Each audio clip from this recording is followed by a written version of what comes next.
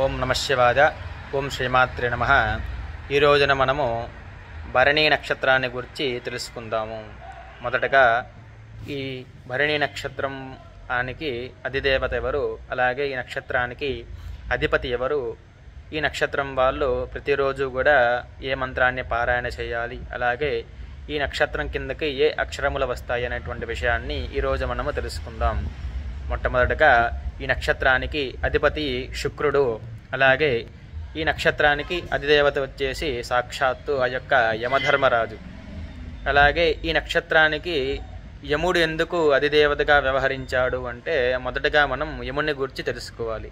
అసలు యముడు ఎలా జన్మించాడు అంటే, పూర్వం ఒకప్పుడు సంధ్యాదేవి సూర్యుడి తాపం తట్టుకోలేక తన యొక్క నీడనే ఒక ప్రతిరూపముగా ఛాయాదేవిగా సృష్టించి సూర్యుడి దగ్గర ఉంచేసి ఆమె తపస్సు చేయడానికి వెళ్ళిపోతుంది.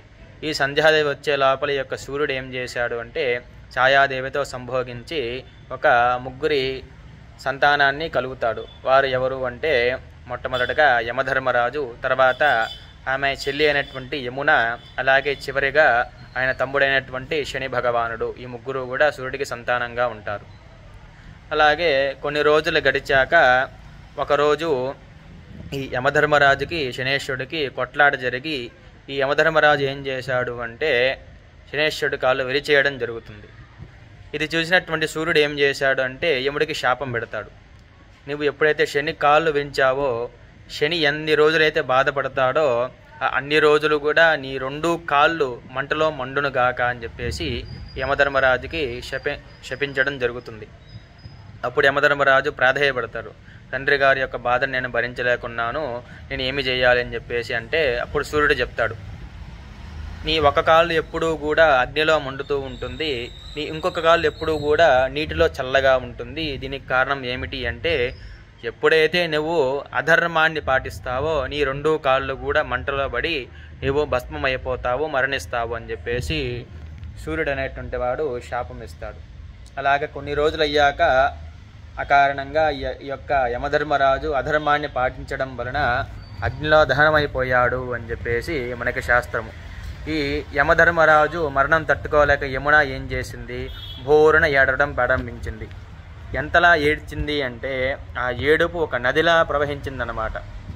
అప్పుడు సూర్యుడు ఏం చేస్తాడు, యొక్క నీరు వృధా పోకుండా నీవు ఈ భూలోకాన యమునగా ఒక నదిలాగా పూజింపబడతావు అని చెప్పేసి యమునాదేవికి ఆ బాధ నుంచి విముక్తి పొందడానికి యొక్క సూర్యుడైతే వరం ఇవ్వడం జరుగుతుంది. ఇప్పుడు మనం పవిత్ర యమునా నదిలో కూడా ప్రతిరోజు కూడా స్నానం చేస్తూ ఆ యొక్క పుణ్యాన్ని మనం పొందుతూ ఉన్నాం. అలాగా దేవతల్లో మొట్టమొదటగా ఎవరు మరణించారు అంటే యమధర్మరాజు. దేవతలకు కూడా మరణం ఉంటుందా అంటే ఉంటుంది. ఎందుకు అంటే దేవతలందరూ కూడా అమృతాన్ని తాగేవారు. కాకపోతే యముడు అమృతాన్ని తాగపోవడం వలన మరణించాడు అని చెప్పేసి మనకి ఎన్నో శాస్త్రాలు ఉన్నాయి. కాబట్టి దేవతల్లో మొట్టమొదటగా యమధర్మరాజు మరణించారు. కాబట్టి ఈ చావు అనేటువంటి లోకానికి ఈ యొక్క యమధర్మరాజుని అధిపతిగా చేయడం జరిగింది అని చెప్పేసి మనకి శాస్త్రము. అలాగే ఈనాడు నరకలోకానికి యమధర్మరాజుని అధిపతిగా చేయడం, అలాగే ఈ భూలోకాన చావు ఎవరికైతే వస్తుందో వారందరినీ కూడా యమధర్మరాజు తీసుకొని పోవడం కూడా జరుగుతుంది అని చెప్పేసి మనకి ఎన్నో శాస్త్రాలు పురాణాలు కూడా చెబుతున్నాయి. అలాగా భరణి నక్షత్రానికి శనేశ్వరుడు అధిదేవతగా వ్యవహరించడం జరుగుతుంది. అలాగే ఈ భరణి నక్షత్రం వాళ్ళు ప్రతిరోజు కూడా ఉసిరిక వృక్షాన్ని పూజించాలి అని చెప్పేసి మనకి శాస్త్రము. అలాగే ఈ నక్షత్రం వాళ్ళు ప్రతిరోజు కూడా ఏ మంత్రాన్ని చదవాలి అంటే, ఓం యమాయ నమః, ఓం అపభరణ్యే నమః, ఓం రాధ్యాయ నమః, ఓం అభిజిత్యే నమః, ఓం భరణి నక్షత్ర దేవతాయ నమః. ఈ మంత్రాన్ని ప్రతిరోజు కూడా ఈ యొక్క భరణి నక్షత్రం వాళ్ళు ప్రతిరోజు కూడా పారాయణ చేయాలి అని చెప్పేసి మనకి శాస్త్రము. అలాగే ఈ నక్షత్రం కిందకి ఏ అక్షరాలు వస్తాయి అంటే, లాలి లేలో అనేటువంటి అక్షరాలు ఈ నక్షత్రం కిందకి వస్తాయి.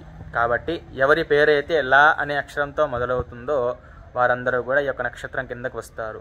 అలాగే ఎవరికైతే రాజ్యాకాంక్ష ఉంటుందో, రాజకీయ రంగాల్లో పైకి రావాలి అని అనుకుంటారో వారందరూ కూడా ఈ యొక్క మంత్రాన్ని ప్రతిరోజు కూడా పారాయణ చేయవచ్చు అని చెప్పేసి మనకి శాస్త్రము. కాబట్టి ఈ నక్షత్రం వాళ్ళు అలాగే రాజ్యాకాంక్ష ఉన్న వాళ్ళందరూ కూడా ప్రతిరోజు ఈ మంత్రాన్ని పారాయణ చేయవచ్చు. ఓం నమ శివాయ. ఓం శ్రీమాత్రే నమః.